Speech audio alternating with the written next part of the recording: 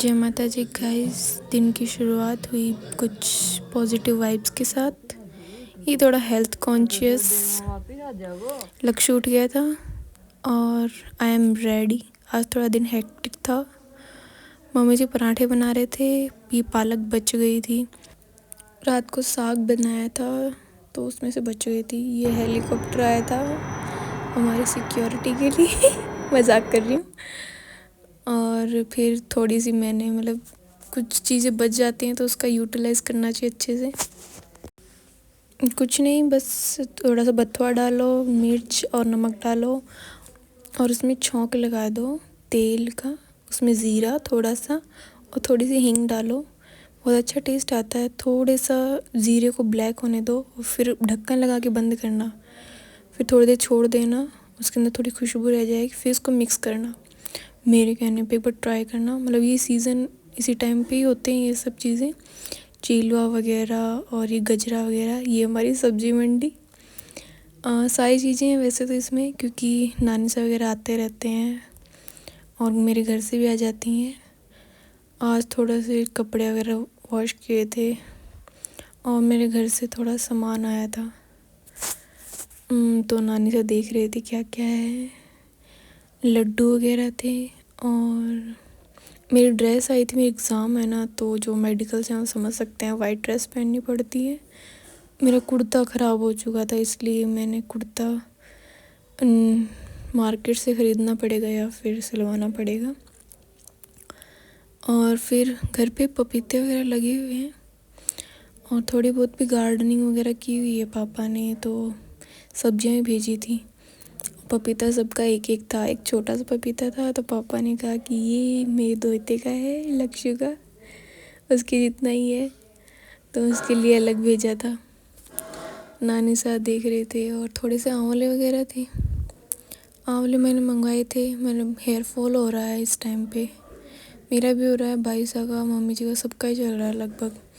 मेरा तो पोस्टमार्टम इस कारण चल रहा है, बेबी फीड वगैरह करता है इसलिए।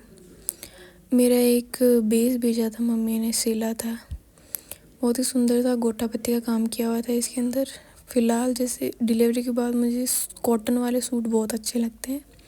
पहले मैं ज़्यादा 4 मीटर पहनती थी। और ये लक्ष्य की टोपियाँ बना के भेजी थी उसकी नानी सा ने, सुंदर सुंदर। तीन टोपियाँ थी उसकी। एक तो उन्होंने लेके आई थी बाज़ार से। एक स्वेटर भेजी थी मेरे लिए।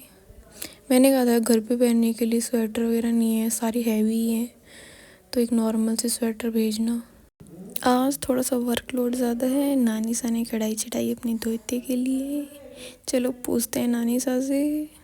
ऐसा क्या बना रहे हो आप आज? मैं भाई लड्डू बना रही हूँ मेरे दोते के लिए। किसके? आप भी खाओगी क्या? किसके लड्डू बना रहे हो? मैं मूंग का बना रही हूँ। मावा डालूंगी और किशमिश डालूंगी, इसमें बादाम डालूंगी। नानी सभी उड़द भी है इसमें साथ में। हाँ? उड़द की दाल भी। अच्छा, उड़द भी है इसमें। मुझे वैसे इतना पता नहीं है लड्डुओं के बारे में, बट ये देखा मैंने खूब सारे ड्राई फ्रूट्स वगैरह डल रहे हैं। हमारे घर पे भी बनाते हैं ड्राई फ्रूट्स वगैरह सब डाल के मस्त। ये देखो गाइस, छोटे छोटे क्यूट क्यूट लड्डू। ये भाई साहब दूसरे लड्डू की तैयारी कर रहे हैं।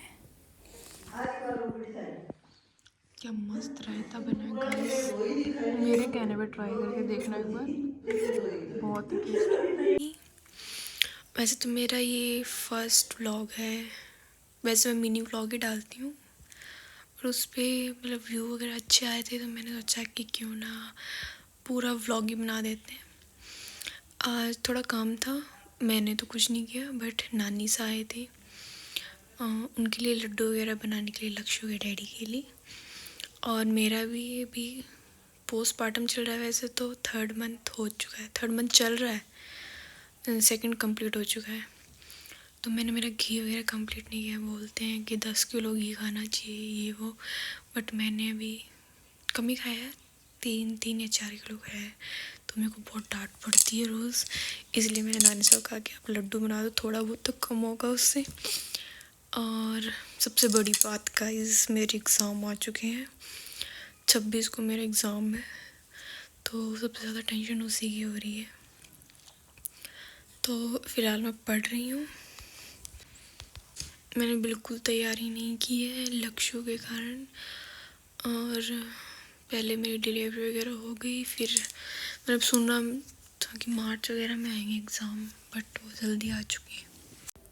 पापा जी भी गए हमारी पूरी मदद करवाते हैं। उन्होंने कांगड़ी वगैरह पीसी, और ये जो रखे हुए हैं कांगड़ी है, ये पोस्टमार्टम में खाई जाती है। इससे मतलब पेन वगैरह नहीं होता है, जॉइंट पेन, कमर में जो दर्द वगैरह होता है। अब क्या बना रहे हो नानी साहब? नहीं कांगनी बनाऊं भाई, मेरे दोते की वो खतरे कांगनी का लड्डू बनाती हूँ। क्यों खाते हैं नानी साहब? हैं? क्यों खाते हैं? ये खाते हैं, अच्छा रहता है, मजबूत आटी होती है। खाया करें सियाड़े में बेटा।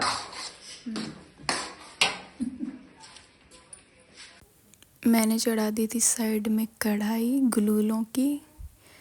ये कुछ नहीं होता, बैटर होता है, थोड़ी चाशनी बनानी पड़ती है चीनी की, और फिर आटे के अंदर मिक्स कर दो, थोड़ा सा दूध ऐड कर दो, थोड़ा सा बेकिंग सोडा, और गर्मा गर्म उतार लो। ये हमारे लड्डू बन के रेडी। ये ठंडे हो जाएंगे ना, उसके बाद इसके अंदर बूरा ऐड की जाएगी। गरम में बूरा ऐड नहीं करते, वरना ये पतला हो जाता है, फिर लड्डू नहीं बनते।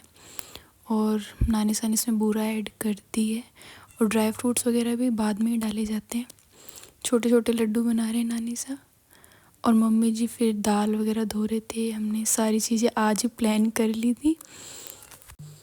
दाल को वैसे तो रात को भिगो के छोड़ना चाहिए, उससे उसका छिलका वगैरह उतर जाता है, बट हम भूल गए थे तो हमने सुबह भिगोई थी दाल।